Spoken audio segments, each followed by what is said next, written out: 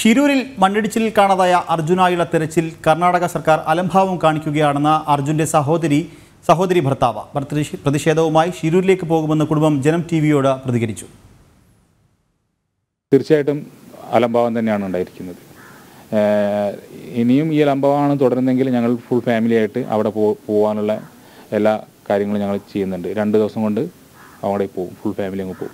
അങ്ങനെ തന്നെ തീരുമാനത്തിലാണ്. അർജുൻ്റെ ഭാര്യ, അച്ഛനമ്മ, സഹോദരൻ, മറ്റു ബന്ധുക്കളെല്ലാവരും ഉണ്ടാവും കൂടെ. വിവരങ്ങൾ നൽകാൻ ദിസ്ന സുരേഷ് ചേരുന്നുണ്ട്. ദിസ്ന, അർജുൻ്റെ കുടുംബം ഷിരൂരിലേക്ക് പോവുകയാണ്. മണ്ണിടിച്ചിലിനെ തുടർന്ന് നിർത്തിവെച്ച തെരച്ചിൽ അതിൽ കർണാടക സർക്കാർ അലംഭാവം കാണിക്കുന്നു എന്നാണ് കുടുംബം ഏറ്റവും പുതുതായി ആരോപിച്ചിരിക്കുന്നത്. എന്തൊക്കെയാണ് കൂടുതൽ വിവരങ്ങൾ?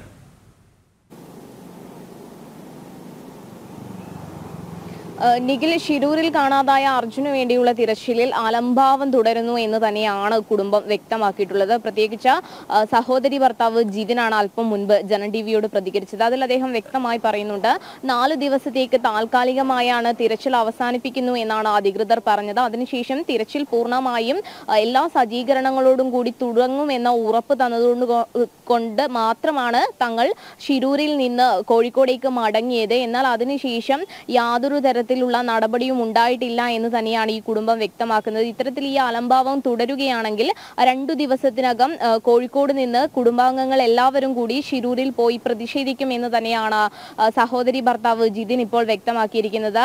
അച്ഛൻ, അമ്മ, ഭാര്യ, സഹോദരി, കുഞ്ഞു തുടങ്ങി എല്ലാ കുടുംബാംഗങ്ങളും ചേർന്നായിരിക്കും ഷിരൂരിൽ പോവുക. തുടർന്ന് അവിടെ തങ്ങളുടെ പ്രതിഷേധം അറിയിക്കും എന്ന് തന്നെയാണ് സഹോദരി ഭർത്താവ് ജിതിൻ വ്യക്തമാക്കിയിട്ടുള്ളത്.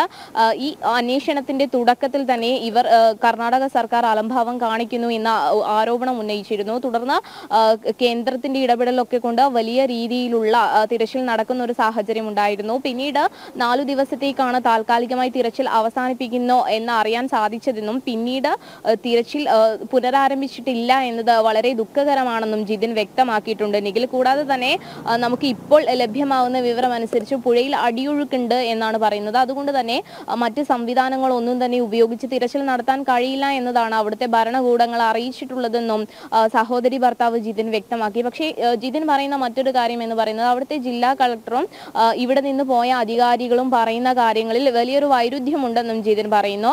കൃത്യമായൊരു വിശദീകരണം സംഭവവുമായി ബന്ധപ്പെട്ട് തങ്ങൾക്ക് അവർ തരുന്നില്ല.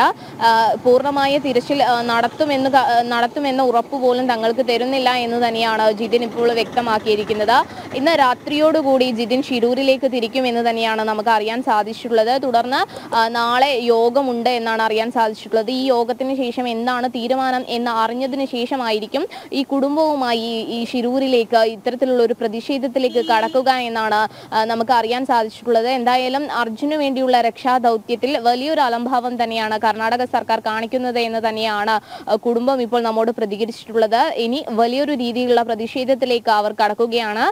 കുഞ്ഞു കുട്ടിയടക്കമുള്ള ആളുകളായിരിക്കും ഷിരൂരിലേക്ക് പോവുക. എല്ലാ കുടുംബാംഗങ്ങളും ഒരുമിച്ച് ഷിരൂരിൽ പോയി പ്രതിഷേധിക്കുമെന്ന് തന്നെയാണ് നമുക്ക് ഇപ്പോൾ നിലവിൽ അറിയാൻ സാധിച്ചിട്ടുള്ളത് നിഖിൽ.